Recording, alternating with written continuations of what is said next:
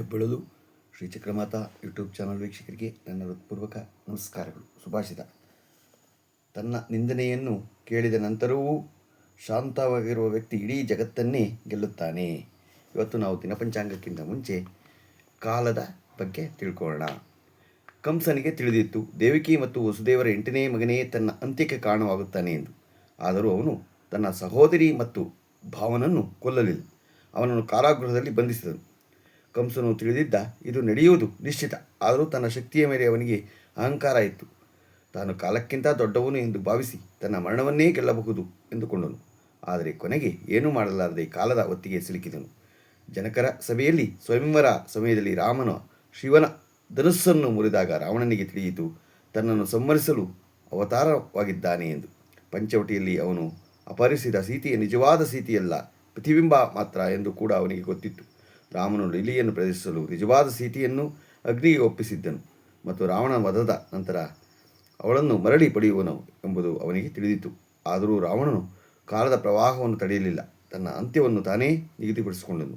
ಕಾಲದ ಪ್ರವಾಹವನ್ನು ಕಂಸನೂ ತಡೆಯಲಿಲ್ಲ, ರಾವಣನೂ ತಡೆಯಲಿಲ್ಲ. ದೇವಿ ಭಾಗವತ ಹೇಳುವುದೇನೆಂದರೆ, ದೊಡ್ಡ ದೊಡ್ಡ ದೈತ್ಯರು ತಮ್ಮ ಮರಣದ ಕಾಲವನ್ನು ತಿಳಿದಿದ್ದರು. ಶಿವನಿಗೆ ತಿಳಿದಿತ್ತು ಸತಿ ತನ್ನ ತಂದೆ ದಕ್ಷಿಣ ಯಜ್ಞಕ್ಕೆ ಹೋದರೆ ಮರಳಿ ಬರುವುದಿಲ್ಲ ಎಂದು.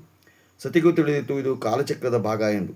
ಈ ಸೃಷ್ಟಿಯ ನಿಯಮವನ್ನು ಬ್ರಹ್ಮ, ವಿಷ್ಣು ಮತ್ತು ಮಹೇಶ್ವರರು ರೂಪಿಸಿದ್ದಾರೆ. ನೀತಿಯನ್ನು ಬದಲಾಯಿಸುವ ಶಕ್ತಿ ದೇವರಿಗೂ ಇಲ್ಲ. ಅವರು ಕಾಲವನ್ನು ನಿಲ್ಲಿಸಬಹುದು, ಆದರೆ ಬದಲಾಯಿಸಲು ಅಥವಾ ತಡೆಯಲು ಸಾಧ್ಯವಿಲ್ಲ. ಭಾರತೀಯ ತತ್ವಜ್ಞಾನ ಮತ್ತು ಆಧ್ಯಾತ್ಮಿಕ ಎಷ್ಟು ಮಹಾನ್! ಒಮ್ಮೆ ಭಾರತವು ಜ್ಞಾನ ಸಾಗರದಲ್ಲಿ ಮುಳುಗಿದ ಕಾಲವಿತ್ತು. ಅಲ್ಲಿ ಋಷಿಗಳು ವಿಜ್ಞಾನಿಗಳಂತೆ ಸಂಶೋಧನೆ ಮಾಡುತ್ತಿದ್ದರು. ವೇದ ಮತ್ತು ಉಪನಿಷತ್ತಿನಲ್ಲಿ ಜ್ಞಾನವನ್ನು ಮಂತ್ರಗಳ ರೂಪದಲ್ಲಿ ಸಂಗ್ರಹಿಸಲಾಗುತ್ತಿತ್ತು. ಇಂದು ನಾವು ಆ ಮಹತ್ವವನ್ನು ಅರಿಯುವ ಬದಲು ಅದನ್ನು ತಿರಸ್ಕರಿಸುವ ಮಟ್ಟಕ್ಕೆ ಇಳಿದಿದ್ದೇವೆ. ಆದರೆ ಈ ಪೀಳಿಗೆಗೆ ದೋಷ ಕೊಡಬೇಡಿ. ಬಾಲ್ಯದಲ್ಲಿ ತಮ್ಮ ಇತಿಹಾಸ ಮತ್ತು ಸಂಸ್ಕೃತಿಯನ್ನು ಬೋಧಿಸಲು ಬದಲು ಹೊರಗಿನ ಕಥೆಗಳಲ್ಲಿ ಕಲಿಸಿದರೆ ಹೊಸ ಪೀಳಿಗೆಯ ತಪ್ಪೇನು? ಆದರೂ ಭವಿಷ್ಯದ ಉತ್ತಮವಾಗಿರುತ್ತದೆ. ಒಂದು ದಿನ ನಮ್ಮ ಪೌರಾಣಿಕ ಜ್ಞಾನ ಮತ್ತು ರಹಸ್ಯಗಳ ಜಗತ್ತಿಗೆ ಉಪಯೋಗವಾಗುತ್ತದೆ. ಗೊತ್ತಾಯ್ತಾ? ನಾವು ಯಾವುದೇ ಆದ್ರೂ ನಮ್ಮ ಸಂಸ್ಕೃತಿಯನ್ನು, ನಮ್ಮ ಹಿಂದೂ ಸಂಸ್ಕೃತಿಯನ್ನು ಬಿಡಬಾರ್ದು. ನೋಡಿ ಎಷ್ಟು ಚೆನ್ನಾಗಿ ಒಂಥರು ವಾಟ್ಸಪ್ಪಲ್ಲಿ ಕಳಿಸಿದ್ರು.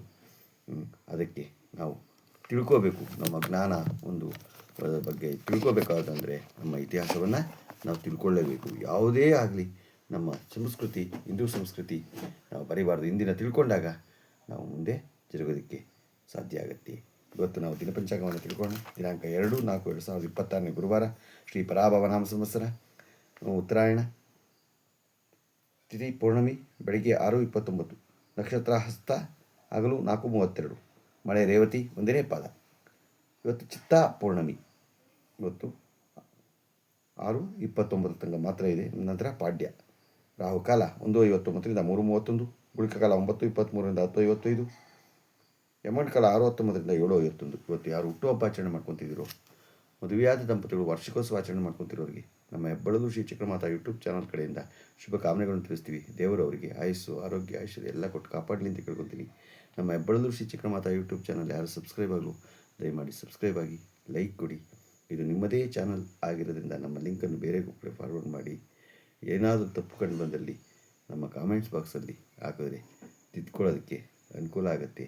ಹಾಕಿ. ಏನೇ ನೋಡಿ, ಮನುಷ್ಯ ಅಂದಮೇಲೆ ತಪ್ಪು ಮಾಡೋದು ಸಹಜ. ಅದನ್ನು ತಿದ್ದುಕೊಂಡು ನಾವು ಮುನ್ನಡೆಯೋದಕ್ಕೆ ನೀವು ಸಹಕಾರ ಕೊಡಬೇಕು. ಅದಕ್ಕೆ ಕೇಳ್ಕೊತೀವಿ. ನಮ್ಮ ಹೆಬ್ಬೆಳಲು ಶ್ರೀ ಚಕ್ರಮಾತಾ ಯೂಟ್ಯೂಬ್ ಚಾನಲ್ ಯಾರು ಸಬ್ಸ್ಕ್ರೈಬ್ ಆಗಲು ದಯಮಾಡಿ ಸಬ್ಸ್ಕ್ರೈಬ್ ಆಗಿ, ಲೈಕ್ ಕೊಡಿ. ಇದು ನಿಮ್ಮದೇ ಚಾನಲ್ ಆಗಿದ್ದರಿಂದ ನಮ್ಮ ಲಿಂಕನ್ನು ಬೇರೆ ಕಡೆ ಫಾರ್ವರ್ಡ್ ಮಾಡಿ. ನಮಸ್ಕಾರಗಳು.